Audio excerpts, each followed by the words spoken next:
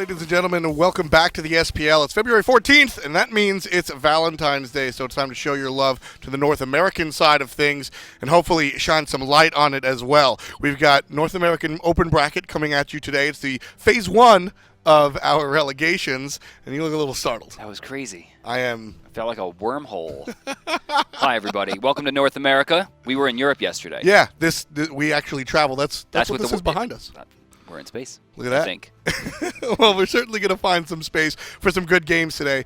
We've got a lot of active teams out here. As I said, it's open bracket, so literally anyone can sign up as long as you're not in the SPL. So we have a lot of big names, and the two teams that we're going to see right now are. Do you want to introduce them? So we've got the Squirtle Squad and the Salamander Squadron, and no, I will not say that 3 times fast. They didn't plan this, to my knowledge. They wound up in the bracket against each other in the round of 16 by what seems like accident. Well, going into a best of 1, and there's actually some fairly notable ranked players in these games. I'm expecting a pretty competitive match. Yeah, we've got a couple of big names, relatively big, as you said, in the ranked scene. Not yet onto the pro stage. That's what we're here for. Hopefully one of these teams will make it to the finals and then have the opportunity to fight through relegations. Although this tournament is not without its professional names. Yes. Lassus Incon, Dare to Care teaming up as Team Flex as the 2nd seed. Number 1 seed, you'll see Herwin, former sub of C9, and former solo laner of C9, Baskin, joining the squad as well.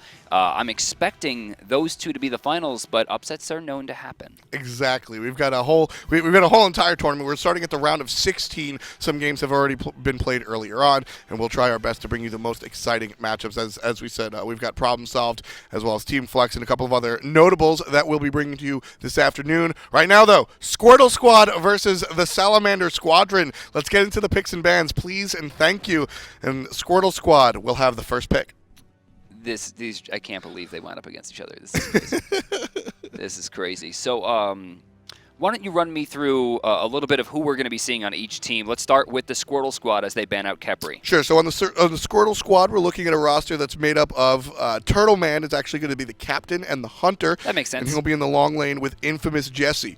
The jungler will be Cynosure. And then, Spartyman is going to be playing in the mid lane along with UzzyWuzzy in the solo lane. Now, Uzzy was on a professional team on the Xbox, played at multiple lands, did actually very well.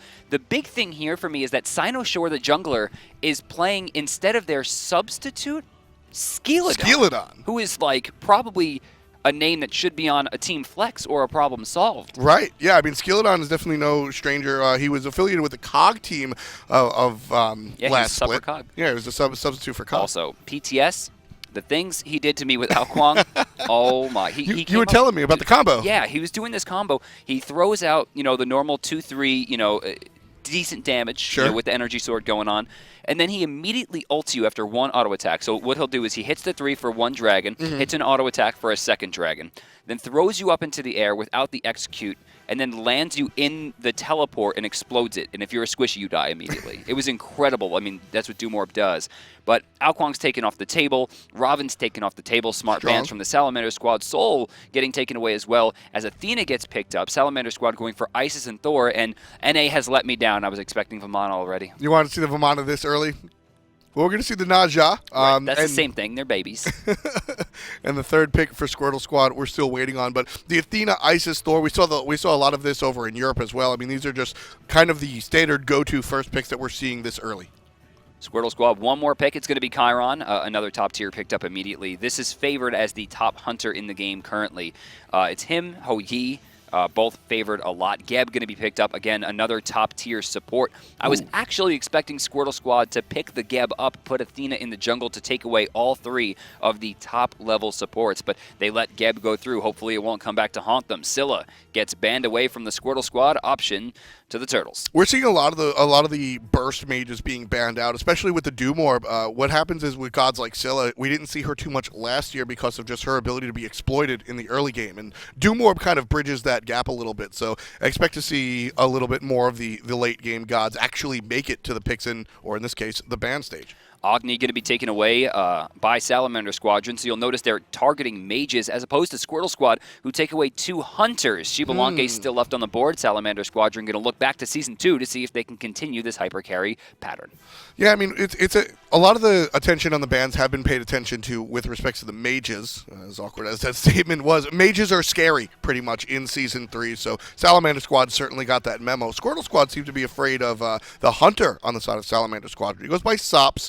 I'm a little unfamiliar with him, admittedly, but a lot of attention is being paid to the Hunter role in the bans as Odin and Janus are locked in. Solid squad here. Naja being able to land with the Janus portal underneath, guaranteeing the unstable vortex even more. Osiris going to get picked up, so no tier, no Vamana. We're going to look towards Osiris, a staple pick in the solo lane. Doesn't really do anything wrong, and it's probably going to be going up against Odin. I was almost expecting a Hercules pick here, just to be able to kind of rush Odin down, but it looks like we're going to have a more baseline attempt. I want to see Osiris get aggressive in this lane. If Odin goes for that bird bomb at level 2, I want to see a kill. There's a possibility as well. I mean, these characters, Odin and Naja, they have both played each other's roles. I don't think we'll see Naja on the solo lane, though, because of that matchup against Osiris. Is just playing an assassin into a warrior is never really much fun. And as we take a look, it is UzzyWuzzy on that Odin, so he'll make it over there into the solo lane. Spartyman, go ahead. That's got to be a fake letter, right? There's no way they got the tag squad this late,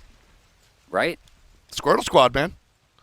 Oh, Sal SQ. Is that the Salamander Squad? Okay, so I've been seeing this a lot, probably from fineokay, who's done a fair amount of my games. They're going to rush this down. I like this invade. Cynosure doesn't have a way away from this. First blood going to be going to Osiris. Nowhere to go for Cynosure. If you take a quick look at his inventory, I saw something that was there before that's not there anymore. Did he buy another one? Yes, he did. No, there's not enough gold. There's not enough gold. No, he did. No, there's not enough gold. He can't. No, it's 800 plus 900 put him at 17. Okay, we have to assume. All right, sweet. No, he played that right. He brought the ward to go out and ward, got caught, and no harm, no foul. Well, effectively no harm, no foul. 500 gold on the side of Salamander Squadron. Yeah, I mean, that was a pretty big deal. I mean, that's going to wind up hurting him, especially, I think it's going to hurt the Odin more than it's going to hurt the Naja, because now Odin has to deal with an Osiris who's already pretty far ahead. Yeah. It looks like both teams going to be starting. No, actually, we're going to get a back camp start on the right side I'm looking at, towards the blue buff. I don't know if Odin and Naja are going to have the speed to do these 3 camps efficiently. Yeah, we'll take a look. On the left side, we saw the sort of go-to start. A lot of depending on the mage, Janus can do it as well. As long as your mage can hit both camps with his ability, you're going to see that back clear start. What do you notice on the blue? Well, I mean, UzzyWuzzy had to start with Gungnir's Might. He got it for a slow, trying to save Cynosure at the very beginning of the game. This means he's not going to have the bird bomb activated until level 3 and won't have the clear bird bomb until level 4, giving full advantage to Osiris. Just for the moment, before that bird bomb comes online, so this will be for a level or 2? About level 3 or level 4? Yeah. It's gonna hurt. And Osiris actually was able to pick up the mid camps as well on the right side, ensuring that very little experience is going to be on the board for Ozzy. Oh my god, you can't do things like that. Well, it's working, but he's definitely going to have to use those potions and taking a look at the pots. And now he has no clear for this wave. I mean, Osiris doesn't even have to use abilities here if he doesn't want to, and he's free to attack the Odin, who continuously is moving out of position, taking a lot of damage. Yeah, that's actually a little bit of trouble, and right now, iFates wants to create trouble for the other team by himself. Showing his face over here, but ping's coming out, and Squirtle Squad, I mean, they don't have vision there, but they're... This is good bait. Yeah. Or it was. Oh, abandoning the effort. He's going to walk back over a ward. Mid lane should know that he's coming back. As a result, it seems... No, I was going to say Naja was going to be a little bit more defensive, but he goes into the jungle actually away. I don't know what they're going to look for. Maybe elementals? A little bit of lost farm there for the Thor because of that rotation. Wasn't able to pick up the wave in the middle that Naja did. So Naja's still trailing because of the death, of course, but... Oh, off the mark there. fineokay just kind of throwing shots out. I feel like he has a little bit more bloodlust than he should have at this point. UzzyWuzzy's been playing super safe. Well, I was just about to ask you about that. You and I know a little bit about UzzyWuzzy. As we said, he's a Xbox Pro, but you mentioned that you knew fineokay from your ranked games, which are a different world, but what can you tell us about his playstyle? Honestly, I don't remember him being a solo laner. When I think of fineokay, I'm in my head, I'm thinking Hunter. Maybe I'm thinking of the wrong player, or perhaps he's switched roles recently. But so far, I mean, actually, no, that looked like a solo lane play to me. I mean, he was properly canceling his abilities, good damage, wasted all of the bird bomb opportunity there as he takes away the Raven Shield. Strong stuff coming out fineokay. Definitely going to be paying attention to that solo lane. But right now we're in the duo lane with InfamouJesse and Turtleman over here for the side of the Squirtle Squad. Now, I've seen Turtleman before. I know that As name. have I. InfamouJesse, however, I feel like is not living up to the namesake because I've never seen this player before. Not quite infamous. Maybe him and Famous Hate have something to talk about as far as Infamy is concerned. But the pigs are being picked up. No real invades going on. I don't like the word standard this early in the season, but nothing really out of the ordinary outside of that one Thor rotation. I think we're far enough in where we could say standard rotations. Maybe not standard builds. Exactly, yeah. Standard pathing in. For what it's worth. I mean, I was expecting a shield wall push there a little bit later. Perhaps it was on cooldown, but they get good clear. I mean, and they got their pigs in that engagement. So far, they seem to be doing pretty well in this lane, but I would have expected a little bit more. Xbalanque in the early game can't really hold a candle to Chrion. At the same point, I want to see them be aggressive here, especially with an Athena behind them. Yeah, with the Athena's ability to bring the player right into Chirion's damage, really, exactly. That we saw this yesterday on the side of Europe, where Xbalanques were just sort of punished for not really having that clear in comparison to the Chirons that are being played so often. As we move into Season 3, our Hunters, a lot of people have put a lot of spotlight on Hunters with crowd control immunity on their ultimates. So why is Xbalanque still around? Well, I mean, he doesn't need from his ultimate because he has it on his 3. With proper timing, we'll be able to get out of even more things than someone like, let's say, Artemis. But at the same time, he requires a lot of gold to get to the end game. It feels like characters who have a bit more control, a la Chrion, have a bit more to say in this meta. But it's not to say Xbalanque's out of it completely.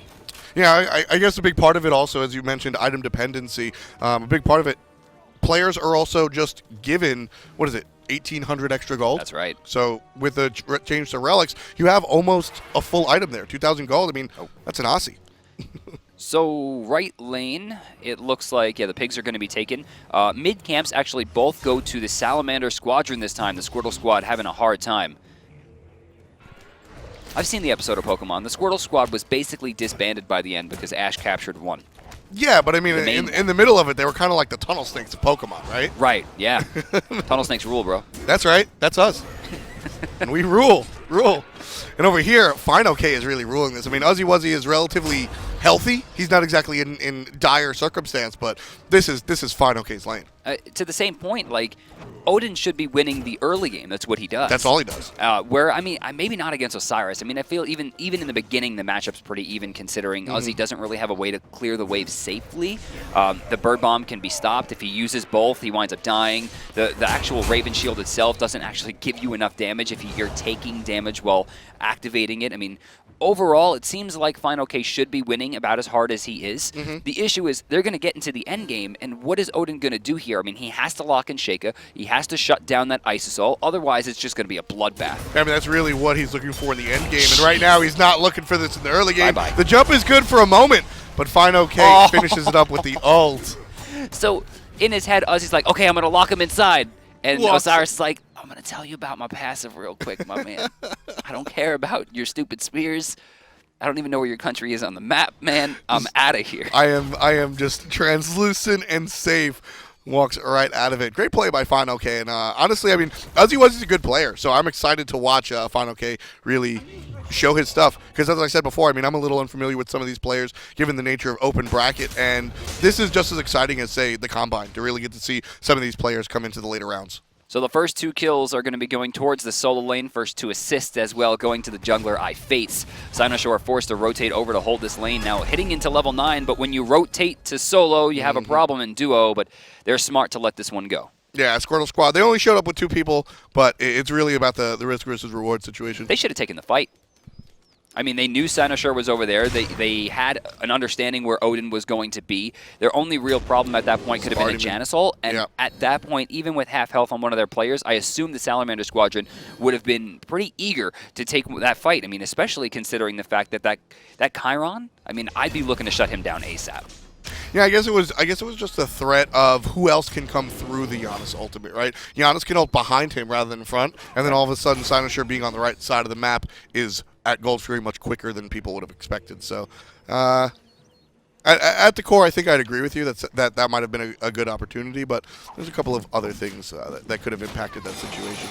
So fineokay at level 11 right now, bordering that burst at level 12. I'm going to assume that it's going to be Curse. Shell, Sprint are both available as well. It's possible he'll go for Frenzy, especially with an Isis on the team. Frenzy being one of the most important pickups when you have an Isis making that ultimate just impossible to deal with whatsoever. But at the same time, having something like a curse early on, at level 12, considering no one else on their team is even level 11 yet, and trying to rush down that mid lane against Janus or Nasha, I think that's the way to go. And the curse now the curse is you're not exactly thinking about the healing reduction, taking it away from Chrion or Naja, but it's certainly going to be an effective tool to use in battle. You're really looking for the slow. Oh, actually doesn't get the stun off, and I think that's going to be a beads activation, or a purification rather, activation from iFates. So that's going to be down for about 2.5 minutes. Yeah, it's going to be it's going to be 2.5 minutes, and now there's an opportunity, to really look towards this Thor in the jungle, especially if you're a Naja. Naja is pretty much like I don't want to say an anti-Thor because he doesn't have anything to compete with the ultimate as far as range, but he can shut down that Berserker's barrage and he can catch up to the target if he uses the hammer to get away. So I do like Naja against this Thor situation, and with those beads down, this is the window of opportunity for Cynosure to really look for.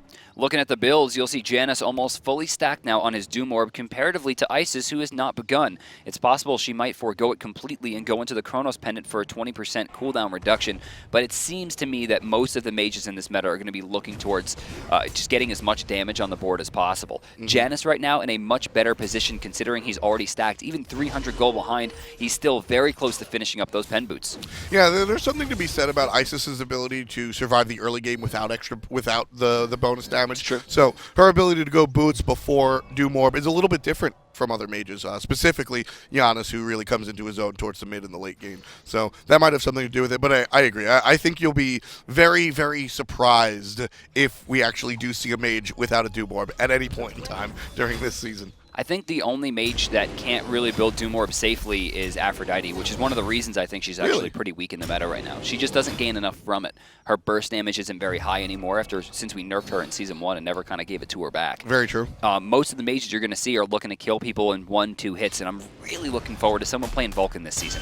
Oh my god! A lot of damage coming out from Cynosure, and he's going to miss the stun off of the sash, and Sheyka takes out the jungler almost immediately, and that sends Squirtle Squad very quickly under their mid tower for the 3rd kill on Salamander Squadron. It's hard to fault Cynosure for that decision-making, like the fact that he didn't ult, the fact that he didn't get out of there if he had his beads up, I'm not sure. iFates hit him for so much damage and got out of there so quickly that he was just caught off guard, and then he gets hit by this rogue spirit ball that just does a ton of damage. But no, actually, Nasha doesn't use his purification or his ultimate. And as much as I think that happened very quickly, I mean, you got to be on the ball on that. Oh, of course. I mean, and that's one of those situations where I think you and I can both agree that I feel a lot better being in this position than that position. That's true. That happens so fast that it's very easy for us to pick apart, and I definitely will. Again, what I was talking about with Naja before countering the Thor, you need to get that stun on the Thor during Berserker's Barrage, and then come what may with your teammates. Oh, speaking of come what may, hey Thor. Adamana now, both of them actually on the side of the red squad. UzzyWuzzy will remain safe for now. Not going to back. Thor teasing it in the solo lane. UzzyWuzzy still level 12 and competing with fineokay despite being a level down. It's really about the gold here, and fineokay is leading by 700 gold this early. Now, 500 of that is First Blood. Sure. But he built 200 on top of that. It was like 365, I think, for the First Blood. He did split some of that gold with iFates for the assist. But still, I mean, a lot of that was the early game. It looks like we're going to have a Frostbound Hammer most likely coming out for fineokay, as you see that heavy hammer picked up. Already sitting on the breastplate for cooldown reduction and a decent amount of defense as well. One of the bigger changes, actually, for Season 3 specifically for this character, heavy hammer. It's not the old heavy hammer anymore. No, it doesn't give you slows anymore, which is very, very important. I mean, that's the whole item, right? Frostbound Hammer remains largely the same, but Heavy Hammer was nerfed pretty significantly. Same tree, a Runeforge Hammer completely changed. No longer gives you a passive benefit based on how much defense you have. Instead gives you a passive benefit based on how much damage you have. And if the opponent is slowed. So a lot of text on that Runeforge item for... Haven't really seen it purchased too often, honestly. So right there, InfamouJesse actually taunts to try to pull the Geb away from the Sentry Ward. But what actually happens is Geb's already in the middle of the auto attack, and he was actually trying to back up for a second. She pulled him into range to actually kill the Sentry Ward with his final auto attack. Love it. Yeah, and the taunt actually forces you to basic attack as well. Xbalanque ultimate used to shut the lights off, but Spartyman's relatively fine. I love the fact that iFates got aggressive there because that was not an offensive ultimate. iFates actually got a benefit out of what seemed like Sops getting kind of worked over in the left lane. Chrion was rushing him down, and Sops used this as a measure to ensure his own safety. So iFates getting a little bit out of that winds up playing a huge benefit to make it a not waste at all. Those are the small opportunities that you got to find, especially, and I find you wind up doing that a lot in the jungle, in the solo lane specifically, because you're granted with a lot of almost haphazard, small windows of opportunity that you really have to grab if you want to find yourself in the later stages of today's tournament or any high-end smite. So level 15 now. Osiris has still not picked up his second relic. It looks like he's waiting a little bit longer to see what his opponents do before he commits. They do already have a shell. As you see, Geb, Orphan, picking up a shell pretty early on, which is good. I mean, it's a massive amount of sustainability. InfamouJesse, not scared of anything, surrounded by 3 players, and sure, they weren't exactly driving all of their laser beams on him, but very content to just stand in the middle, and because of that confidence, was able to poke Geb down to about half HP. Oh, Cynosure taking another big hit, and he activates Flaming Spear, but it didn't look like he had more than really like 10 stacks on it. It wasn't full, although he does gain a decent amount of his health back thanks to Bumba's Mask as well, so he's getting closer to full health. They do get the left camps, which is pretty good. You'll notice that iFates didn't really have a way to fight inside once that double tap had been used. We'll take a look at the direction of the build that Naja is going, because there are a couple of different ways Naja's go. After the Jotuns and the boots, you either see power by way of transcendence, penetration, usually from a brawler's beatstick, or in this case, a defensive item. Looks like he's going to the wing blade. Yeah, in fact, we have 2 wing blades possibly started, neither of which will build Fatalis. I think that's pretty obvious. Yeah. Nasha definitely going into wing blade. Now, Odin could go into Witchblade. He could. Yes. I would still recommend that Odin go into Frostbound Hammer instead because activating the slow is a little bit more important than that extra 5% attack speed. But he's going to need attack speed reduction. If you look at the team, both fineokay and Sops are going to rely heavily, and I mean heavily, on auto attack damage. And I mean, I was going to go the route of the Witchblade as well. I like that choice, but you like the Frostbound Hammer a little bit better? Well, I mean, Odin in the endgame doesn't really rely on a lot. I mean, if he uses the Bird Bomb, he kills himself, right? I mean, he has to use them separately. Raven Shield is no longer a source of damage, it's a source of defense. Lunge is a source of defense, usually getting Blink, as you can see, has been picked up to initiate with the cage. Frostbound Hammer gives him a way to stick to players and set up kills for characters like Nasha or Janus. And if he goes into the Witchblade, he'll actually not be able to provide as much in the endgame, considering Odin is not a very tanky character and he has 0 sustain. And you don't think that are those items? I mean, obviously the aura doesn't stack as far. The attack speed doesn't stack. But even though the slow, not worth it. Not only does it not stack, but the Frostbound Hammer activation actually will overwrite the Witchblade, meaning they gain 5% attack speed. Yeah, that's no fun. And right now, Turtleman's not having any fun. Oh, Fates, don't do it, man. It's not worth. It's not worth. Thor, Oh. Flashy play coming out of the Janus right there to save the life of his hunter, and now up in the air taken is Thor. Will he get out of this? Here comes Odin to save the life. He should be gone here.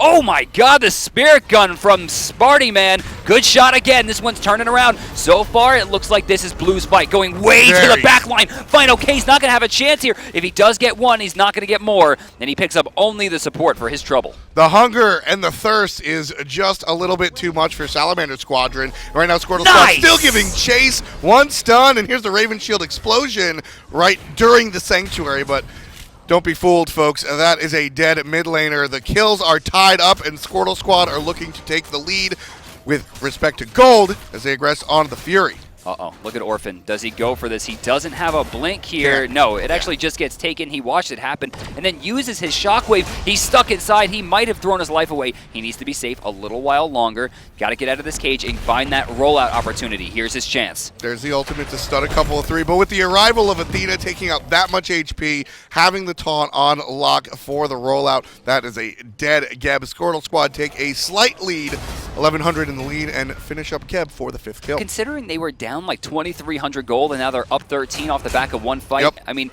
Squirtle Squad has Hydro Blasted their way back into this game. That's one of my favorite parts of Smite, is when you're down that 1 to 2,000. Hydro Blast a Pokemon. Oh, I didn't get that reference. I thought Squirtle was a type of dog.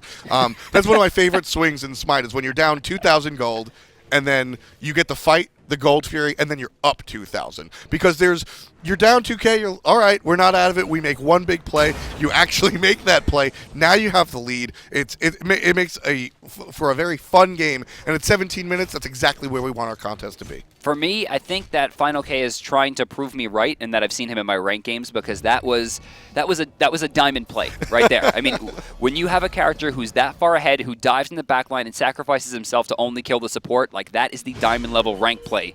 Guaranteed. I mean, that's a diamond play, and it's looking pretty rough for Salamander Squadron after they went that deep. Were you trying to do a diamond in the rough? Yeah. Thing? Okay, I got. I think it was a little off, but I still got it. It was a little off, but I just like the word association, if you will. A big tap not doing as much as it used to in the early game. We saw that hammer hurt for a lot more a couple of minutes ago. This time just tickling, as Thor is level 14. So I'm looking at the Salamander Squadron here, and after their early lead, the way that they did that fight seems very shaky to me. And agreed. A lot of that, maybe even after the fight was over, had to do with Orphan. He sat there and he watched 4 people do the Gold Fury and didn't even shockwave until it was about a second after it was dead. And then he got caught and died. At that point, either farm, back, right? You have 2 options in Smite. It's get in or get out, right? And when you choose neither, it usually results in basically what happened, him losing the objective and his own life. I mean, that's generally a life lesson, in or out. And but for Salamander Squadron, what I took away from that was just too deep. Too deep. Salamander Squadron fighting on their side of the map, totally fine, but we saw a Thor come behind a tier 2 at 15 minutes. It's just not where you want to be. The Salamander Squadron pay the price, but still a very, very close game. All 5 grouped together here for Squirtle Squad in the mid lane. Salamander Squadron just getting the memo now. We're seeing everybody coalesce into the mid lane. I thought InfamouJesse was going to go a little bit harder than he did, and glad he didn't. It would have been bad. As you see, they're already just rushing this entire area down. Osiris finally in here as the Odin cage comes through. Sheyka throws the ultimate down perfectly, but uses it a little early. No healing as Nasha finds a connection. Down to the ground comes Sheyka, looking for shots from the Chrion. Not enough range, but Fates finds the kill in the backline onto that very same Chrion. Athena ult channeled, not going to make it because of the sash, but a lot of damage being dealt into the front line. Odin, not enough to kill. Yeah, and this is what we're talking about. Odin doesn't have a way to continue fighting. The Bird Bomb doesn't do enough damage. He doesn't have Frostman Hammer for extra slows. Gungnir's Might is effectively useless at this stage of the game. And once that ring is down, he is basically out of it. I mean, he is an ult bot at this stage. Whereas fineokay is like, yes, please taunt me into the tower. I'm down. Bring it to me. UzzyWuzzy looking for a way to make himself relevant. And you know what? To be completely fair to the guy, he has 100% kill participation, but he's kind of just been looking at it because he's Odin. Right, and that's what he does. To be fair, Janus also has 100% kill participation as well, but with no deaths. In fact, I think the only player on the board without a death, although maybe not surprising, as Janus is known to be the most slippery character in the game. Yeah, I mean, he can, well, maybe he can walk through walls, Brandon. He can literally walk through walls. And speed up his entire team. Spartyman is actually a player that we saw during the Combine. Is that so? Yeah, he's so, full disclosure, he's friends with Adonis and Peckies, so he's in their little group of friends. See, that doesn't make any sense, because then I would assume he would have 10 or 20 deaths. But in any event, he was in the Combine, and he played an Agni next to Cliff, one of the players that we highlighted, and he had an absolutely fantastic showing in our Combine. So to see him here, well, those shield walls are going to hurt. I think we know why he's infamous now.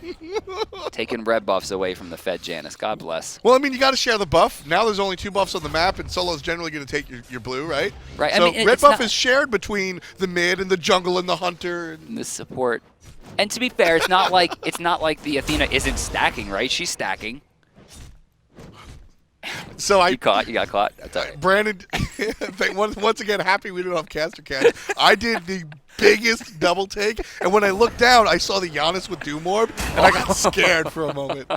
Because, not for nothing, I mean, don't forget, dude, Athena swings, Polynomicon is back. Athena swings. Athena jungle is a thing. I thought we saw Doom Orb on Athena.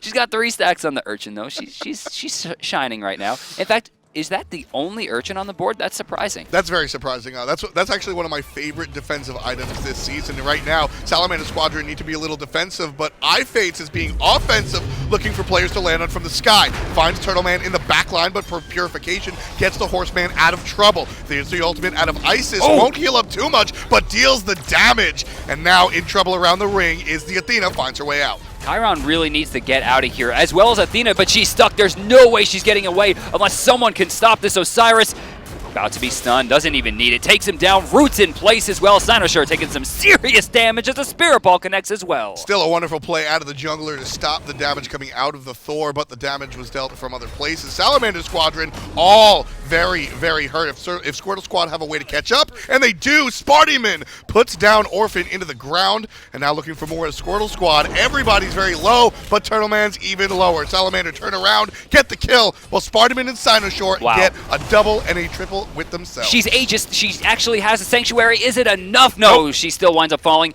It's fineokay versus 3. He knows that he's not going to win this fight. He's going to try to get out, but a good shotgun to the back, and the bird bomb connects for another deicide in favor of the Squirtle Squad. 2 double kills in that one. 1 going to the jungler, 1 going to the mid laner, and that last exchange we just saw right there. The sash stun into the shotgun into the bird bomb.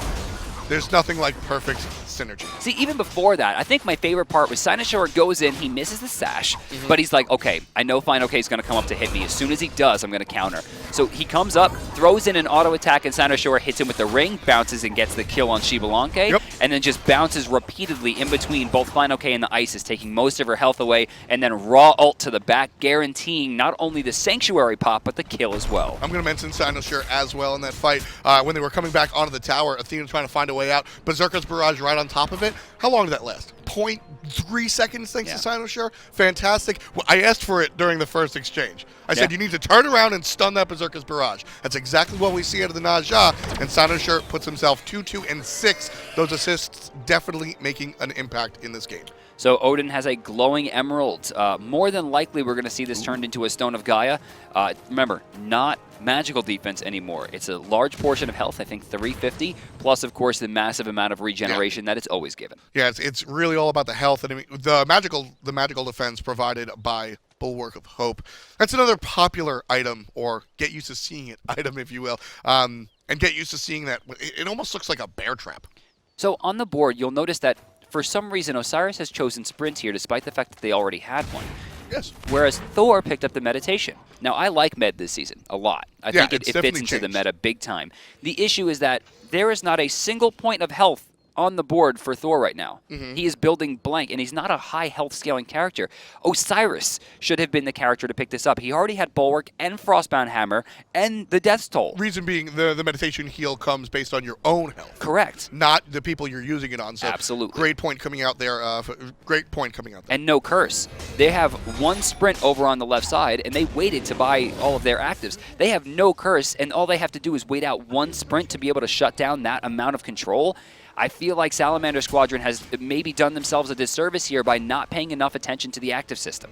And right now, they're certainly, the gold situation would certainly tell you that they're not in the lead right now. Down 4K, and InfamouJesse looking to take a spill, but Odin saves the moment, jumps over the ultimate out of Gab. That's a flashy play right there. And looking to hurt Sheyka a little bit. There's a taunt and some more damage. Can they take the Isis out? Not before they take the Athena out. And here comes the rest, thanks to Janus portal. Ozzy still going, trying to lock Sheyka down. The Geb shield doing a lot. Ozzy trying to walk away from this one. I don't see him get, oh wait, the portal, able to get him through. Beautiful. Over the wall, he gets stunned, decent damage, and now Geb's out of position. That's the teamwork we were talking about. The portal from the mid laner, the stun from the jungler, and UzzyWuzzy lives to see another day despite going down to about 5 HP. And then we saw this 2 minutes ago in the other lane. It's the turnaround. Spartyman gets the kill off of the reinitiation from Squirtle Squad. They have done this twice in 2 exchanges. Oh, this is definitely a misplay. They should have done Fire Giant immediately. They knew that Geb was crippled. They knew that Isis was crippled. And they are absolutely guaranteed that there's no way Xbalanque is putting up any defense without getting blown away. I was just going to ask that. You're not afraid of Xbalanque in that situation? If Xbalanque walks into 3 or 4 people, he dies.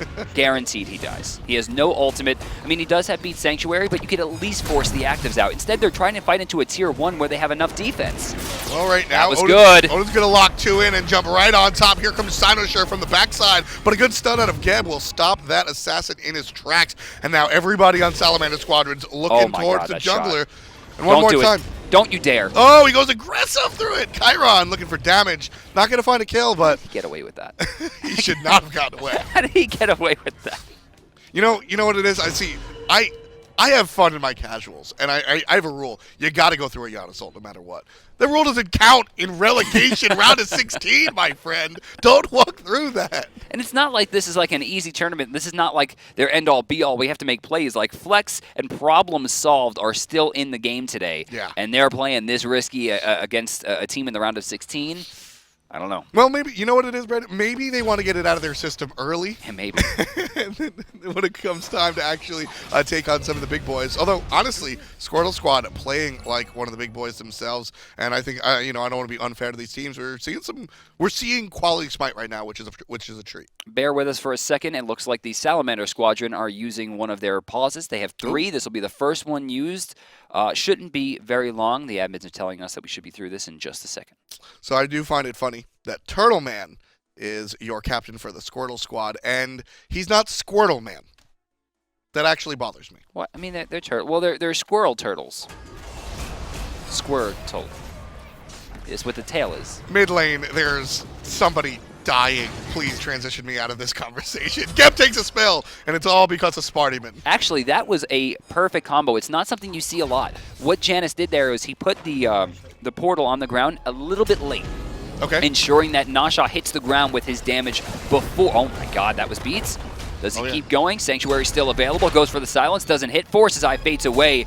And that sprint is going to be popped early. Yeah, the gas button. And now everybody feels like they're forced to go in. But this time, it's actually going to work. iFates is in the sky. Lands on 3. And Sops cleans up the backside with a strong in-hand attack, taking out one member of the Squirtle Squad. There's the ring from Naja, trying to find a way out. And Spartyman cleans up Sops. Trouble here. Oh my god, just portals all over the place. Cynosure playing Mousetrap right now, running around the map freely with the help of Janus. They wind up losing just their Chrion in favor of not only getting Geb in the beginning, the tier 1, but also finding a decent kill onto the Hunter as well. Uzzy might be overcommitted here, but it looks like he should get out of this safely. Yeah, he's still very, very, very tanky, especially with that Spirit Robe. Does have his Ghost above his head. But yeah, I mean, you mentioned Naja playing Mousetrap. Spartyman's over here playing Shoots and Ladders. There are portals everywhere you look, and they're being used offensively, defensively, saving lives, killing lives. I really like this. I really like what I'm seeing out of this mid laner. So a Mail of Renewal for Odin actually winds up saving him there. Not an item that you're going to see too much of in the current meta, considering how many times it's been nerfed. Sure, and this is actually a conversation that I wanted to have with you specifically. Why? Because it still gives you the cooldown reduction, which I think is the main reason people were buying it anyway, and the passive is relevant. Well, so why is both it of those so things distasteful? got nerfed? Yeah, both of them. Plus, it lost the physical defense. It was nerfed across the board. It only gives you 10%, I think. Now, if we can actually hover over that SNK. Thank you very much. Oh, no, okay, so it's still 15%. I always get confused because we had the patch notes and then they changed them. 10% on the CDR. Yep, right. yep. But still, 15% mana is what saved him there. He got it in the very beginning of the fight by taking down Orphan, and then he got it again when he took down Sops. When you noticed, when he was actually going into the jungle, he was at about 8%. Right. So the Mail of Renewal winds up not only saving him, but allowing his team to reinitiate to find that kill into Sops. Very good play. So because of that, I still like this item, despite the fact that it's been hurt. It's purchasable, obviously. Good, not great. Okay, sweet. It's not the end-all, be-all that it was. Of course. At the beginning of the split season 2. Which, honestly, my personal opinion, I like that idea. I don't think that you should be dictated into what you need to buy. Oh, no, I mean, I think that's the point. Yeah. fineokay gets his Bulwark removed here. Should be able to get it back in just a second. He's slowed, but it looks like they're going to let that one go for now. He's backing, does have teleport and sprint available to him as he builds... I'm sorry, is that the Oni Hunter's card? Is that was that what that'll be? Can we actually hover on Osiris's most recent item? Yeah, that could also be that could be built in a couple of different directions as far as where Osiris is going. Taking a look, Spirit Robe. There it is, the Spellbound Kursari. So most likely going to be the Oni Hunter's card. Yep. No lifesteal. No lifesteal. No. Just to break that down, No, that's spectral armor. That's breastplate. This is stacking magical defense. When you're out of combat. Right. Or it could be the increased health gain or HP 5 gain and something else. Could be. There's a lot of new items. Bear with us, guys. And, well, it comes down to it, honestly. At the end of the day, let's just see actually where he goes. Because both of those would actually be very curious to me. You know, given how much magic damage is coming across the board, I would have expected him to go into Heart Ward. Oh, no, I'm sorry. They already have a Heart Ward Amulet, which is good. You'll actually see a big lack of Heart Ward and Sovereignty this season. But they're only going to be built in situations where people feel they're necessary as opposed to rushing them. You'll see more things like Hide of the Urchin and Breastplate picked up for for supports in the very beginning of the game, as you see both of our supports choosing each route. Which is interesting, because you've got Spartyman. And that's really it, unless you want to, I mean, if Athena keeps picking up that red buff, maybe you count Athena as well. But when it comes to the magic damage, it's just Spartyman on the side of Squirtle Squad. But, I mean, it's Janus with 0 deaths, full Doom Orb. He's got Spear. I mean, he's a ton of penetration, cooldown reduction. He's going into Rod. Spear and the Obsidian Shard. This was a hard no last year. Why do we see both?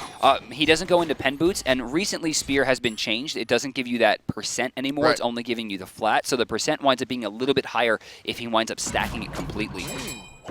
So a little bit more on the penetration side, more options for mages. Sops on top of the Gold Sphere right now, and he's just chunking it. 377 on each of those branching bolas. Going to be able to solo this no problem, as all of the Squirtle Squad are doing a different objective, looking directly at the Fire Giant, and Salamander Squadron just realized. iFates to the sky, looking for a backline rush, and he's going to go directly onto Turtleman. They don't lock him down, however. He's able to escape. Sops does finish up the Gold Fury. He'll begin his rotation over now. There's the curse to avoid the heal out of the Isis stuff, but it's a full-on retreat. Squirtle Squad walks a different direction than Salamander Squadron, and the lead is maintained. 4,400, a little bit of that has been taken away by Sops, thanks to him soloing the Gold Fury on the left side of the map during that exchange, but still 4,000 gold in the lead is the blue team. 33 minutes in, and we're in the round of 16. A fair amount of actives used, as you can see Sprint on the right side, but over on the left you'll notice Beat, Sprint, and what looks like Curse have been activated by Squirtle Squad. So it looks like the reinitiation should belong to Salamander Squad. They still have a Sprint, Meditation, multiple forms of Purification and Sanctuary, as well as a Shell, and still an extra life bar teleport coming out from fineokay.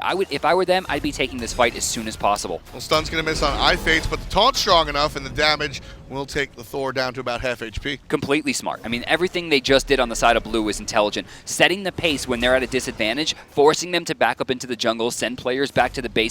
This is the kind of play I'm looking for. Yeah, I mean, especially 4,000 gold is not a lead that you cannot fight into, so Salamander Squadron has to be forced into a corner deliberately, and that's exactly what Squirtle Squad is doing. Chasing away the Hunter, Sops finds himself at about 50% HP, and Squirtle Squad not taking their foot off of the pedal. I really thought we were going to see a cage there to lock Sops down. It probably would have resulted in a kill, Stone Shield or not. Even with the help of Sheyka's ultimate Circle of Protection, I didn't expect that they were going to have an opportunity to fight back into this one. They're investing heavily into Osiris, but a blind ult from Nasha might result in the kill. Yeah, it's a quick turnaround in the target change. Sanctuary is going to save the life of Sheyka for just one moment. Wingust on her top. She's up. And with the Geb Shield, that's going to heal up the Isis decently. Safely on the backside is Sheyka, but here comes the rest of the Squirtle Squad, all in this corridor, trying to find a way out, but Fates is going to stop him. Who's he looking for? He's got to go for Uzzy. He gets the lockdown. No on the double tap, and Spartyman able to escape, but blue is on the run. No casualties, but definitely a lost fight for the blue team. Definitely a lost fight. With that in mind, though, Salamander Squadron might be unable to actually do the Fire Giant. Really just barely getting out of there as the Athena backing right in front of their faces. If iFates is able to back here safely and get back into this fight, he's going to have, 450 extra health just based on this bulwark? No one's going to be able to catch him. If they don't push right now, talking about the Squirtle Squad, it's going to be very hard for them to fight into this. Well, here's a little bit of a disoriented fight right here. Uzzy's chasing in the solo lane. fineokay is dealing stuff right around the Fire Giant. Man. Like, you can't just do those things. That's actually Chrion. He taught Hercules how to fight, man. Respect. Gotta have the respect of that taunt. It's gonna make everybody respect Athena. Osiris very low, 25% on that HP bar. fineokay, by the way, had already teleported. It's on cooldown. He is not back into this fight. We're looking at Sops and Sheyka here for the lockdown. 36 minutes in as we go into the Fire Giant contest. So we'll take a look, and it's the Oni Hunter's Garb. You were correct. So this is the magical protections that builds when you're outside of combat, which is such an interesting idea. Dude, it's crazy. It's 105 magical protection. Wow. That's crazy. And he already has a bulwark. Now the bulwark. Also crazy. But the bulwark is crazy. That extra, and like I said before, it looks like you're in some sort of like holy bear trap. I don't know. It looks outlandish. It does look like a holy bear trap. Doesn't it? Paladins and Hunters combined in the next patch. God bless. So Squirtle Squad right now still trying to maintain footing around the Fire Giant. Salamander Squadron positioning themselves excellently. I love how there are people defending each way to come into this Fire Giant. No surprises for Salamander Squadron. Decent shot from Spartyman there. Oh, whoa, iFates, what are you doing? Missed whatever he was looking for and immediately turns around. Geb Shield wasted. InfamouJesse taking a fair amount of damage in the back line as well, but she has an Athena ult. She's able to get back into this fight immediately, whereas Thor, with that ult down, might have a bit more trouble. I mean, he does have the full CDR. He's rocking both the Jotuns and the breastplate, so it'll be up. Uzzy missed an opportunity there. If he blinked in and caught that Xbalanque, that probably would have resulted in a kill. Yeah. Well, that's two almost missed opportunities that we're seeing out of this Odin, and really, when it comes down to the late game, that's what you're there for, to provide the ring. When's the last time someone died? When's the last time we've seen a casualty on either side? Can we press the F? There's a button that'll actually bring up a timeline. I'm not sure. Yeah, if do we have the timeline button? SNK's like, I don't know what that button does. It's F6 by default, just letting you know, but it's probably a What, you're trying to tell them the F6? That's rude, man. That's just rude. Wow. Right now, nobody should have 6. This is a tight game, honestly. It is, actually. This is incredibly close. Hey, we found it! There it is! So the last time somebody died was before 30 minutes. So it's been 8 minutes that they've been dancing around, and no one has fallen. That's actually pretty crazy. And honestly, that speaks to it's. Ooh, nice shot. And is that a big opportunity? With the wall, that's a big opportunity. Cutting off the exit path for the Squirtle Squad. Unfortunately for Salamander, those are very tanky targets. With iFates in the air, he's looking for the softer ones down on top of UzzyWuzzy, but Sheyka already hurt. Has to pop the ultimate. With that, Sheyka will get some healing done here. Nice shots from Chrion. Masterful shot coming up in just a second. Does he have it? Jumping into the back line. UzzyWuzzy looking for an opportunity to get a kill, and again, nobody falls. And you know what it is?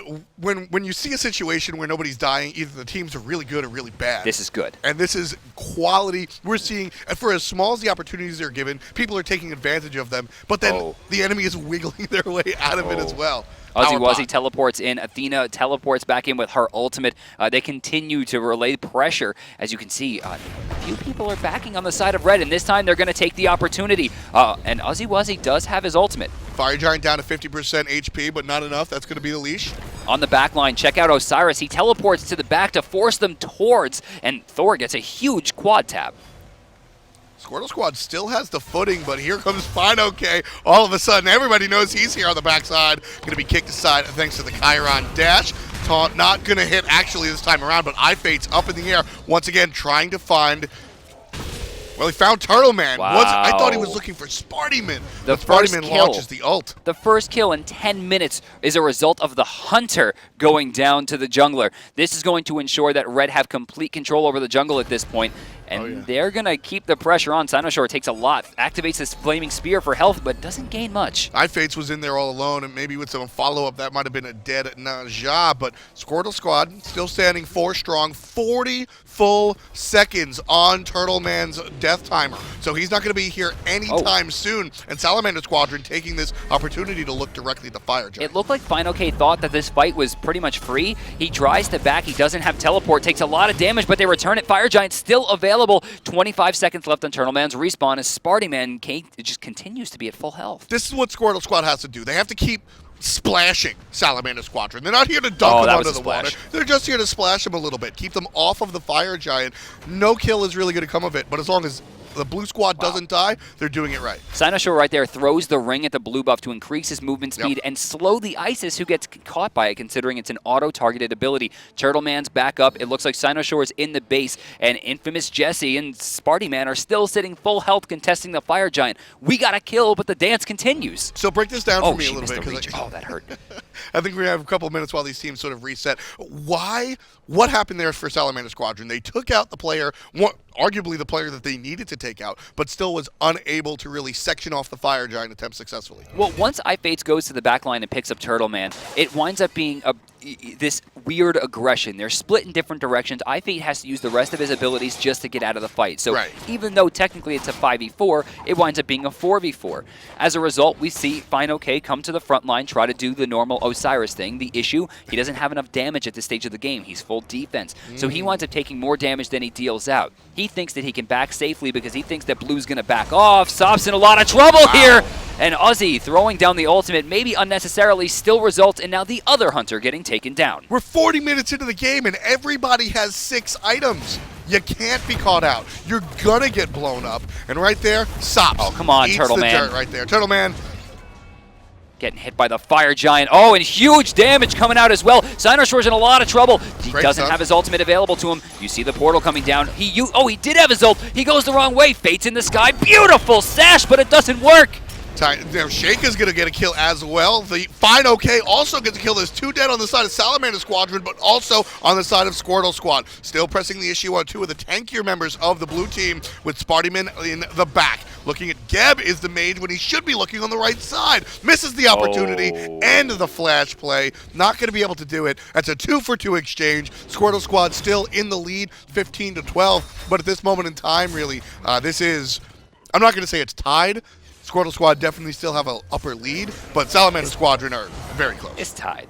It's pretty tied. It's almost tied. It's pretty tied. I mean, the supports are both 19, everyone else is 20, so the experience difference is irrelevant. And then there's a 4K gold difference, which is at this point being spent on red pots. Only a few people aren't 6-slotted, most notably Isis? I don't know. Well, Isis is about 2,000 gold down from her opposing mid laner. True. 2,000 gold is an item, essentially. So maybe a little bit there in that regard. Final item, what are you thinking? Desolation. Yeah.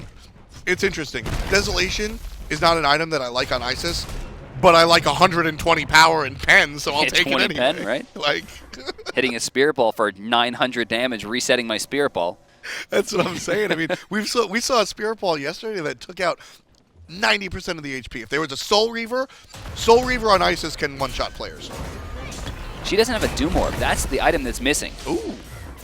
They're fighting a lot into 2 rather tanky characters, but like I talked about in the beginning, Odin is not the tankiest of warriors, especially in the endgame where he has 0 sustainability. See, in these situations, I actually like that Salamander Squadron is pushing the Squirtle Squad out, but I want Chrion on the Fire Giant the whole time. And it looks like Red is doing the Fire Giant. Chrion has to try to make a defense. Spartyman is nowhere to be found here, but they reset again, trying to chase kills. Uzzy with a successful defense here as Jesse puts himself in a bad spot. Cynosure in the backline, looking at Fates, able to teleport away with the Spirit Gun to the back, finding the jungler and putting Sheyka down to critical. Fantastic play coming out from Spartyman while he's off the screen. Comes right on the screen to confirm the second part of the double kill. That's going to be a dead Xbalanque as well. It's just a matter of who's it going to. Turtleman uses the pure one-shot coming out of the Hunter to take that kill away from the jungler. And with all of the space created, there's 2 players up. They're not damage dealers. This is a Fire Giant that is definitely going to Squirtle Squad. Absolutely gorgeous. Anyone looking for an MVP this game, got to be looking at Spartyman. Oh, yeah. 9-0-6 right now. A part of 15 of 18 kills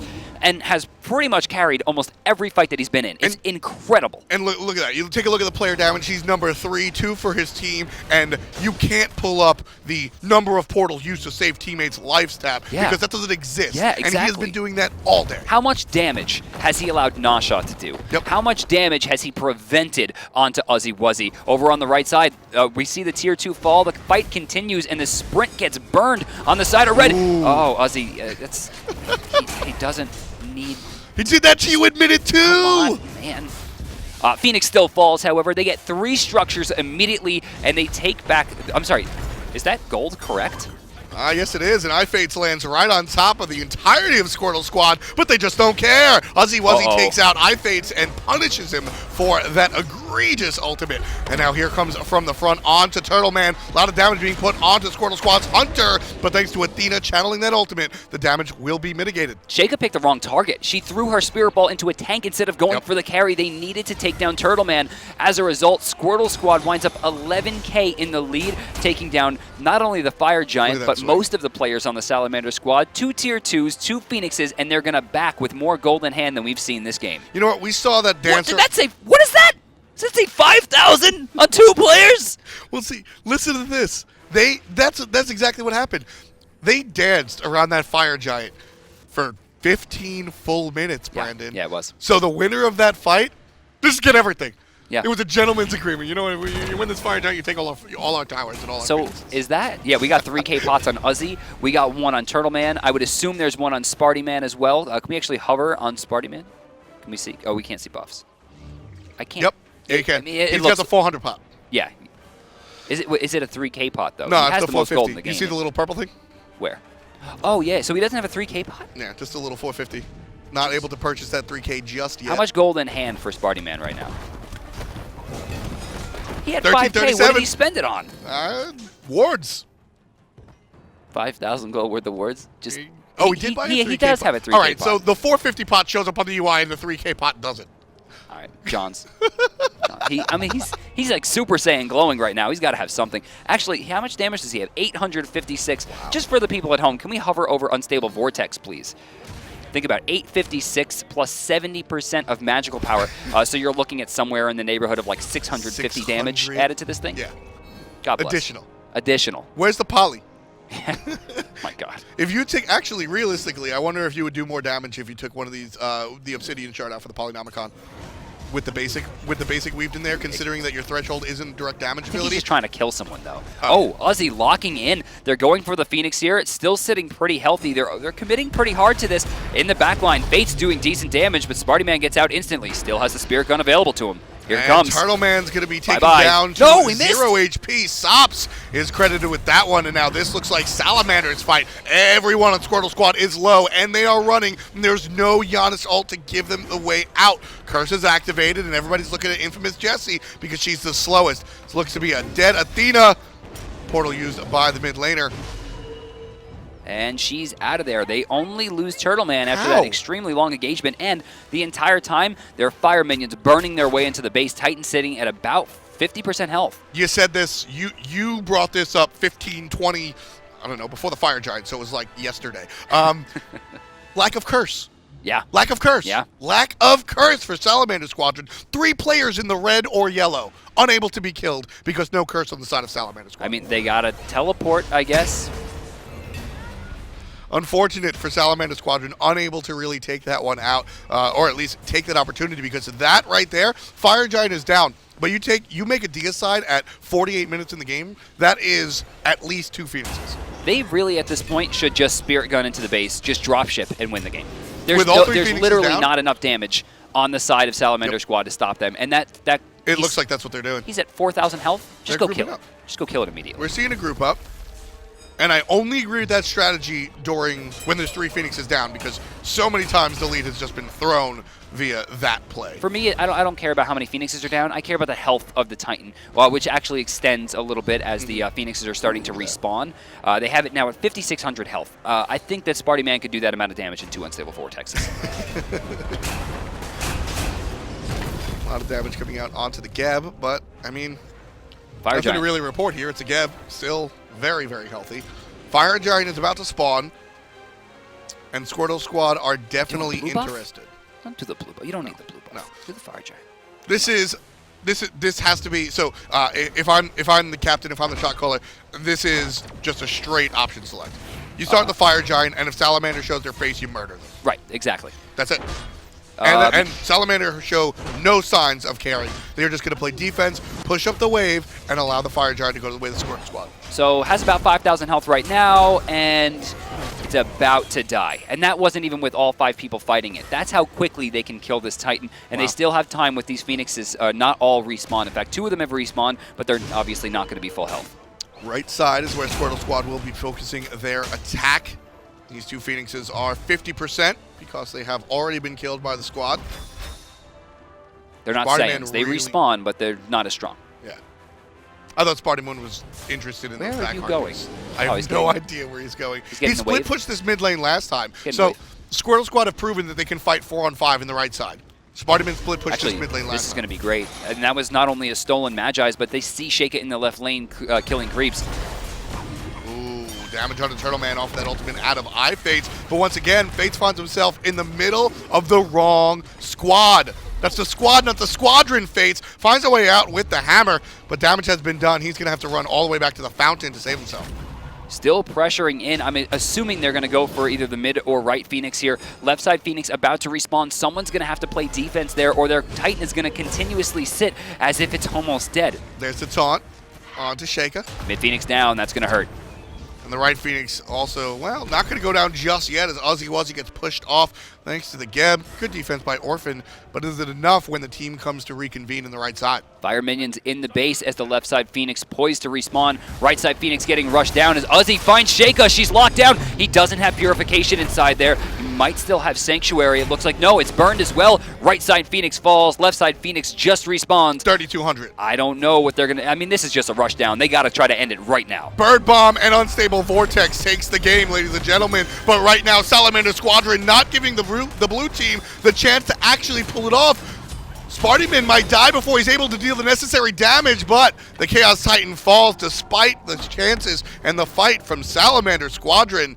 And Squirtle Squad moves on to the round of 8. A much different scenario we're seeing in the North American side of things than we saw from Europe. A 52-minute game in the round of 16 as some of the most talented players in North America battle it out to try to face off against some of the former pros like Lassus and Basket. And the level of play was fantastic as well. I mean, we got to see Spartyman really just, as I said, it's already, I mean, Spartyman. Did he die? He didn't die, right? Nope. 52 minutes, no I deaths. thought he was going to die. And actually, coming down to that wire, if Spartyman had died, that might have been a successful defense from Salamander Squadron. Because the Janus lived, it was... Oh, he did die right at the end? He took the spill at the end as the Titan fell. The true hero, sacrificing for the win. God bless. There it is. So we'll take a look at how this one all started. Almost an hour ago, came off of the first blood out of the solo lane. Well, not even in the lane yet.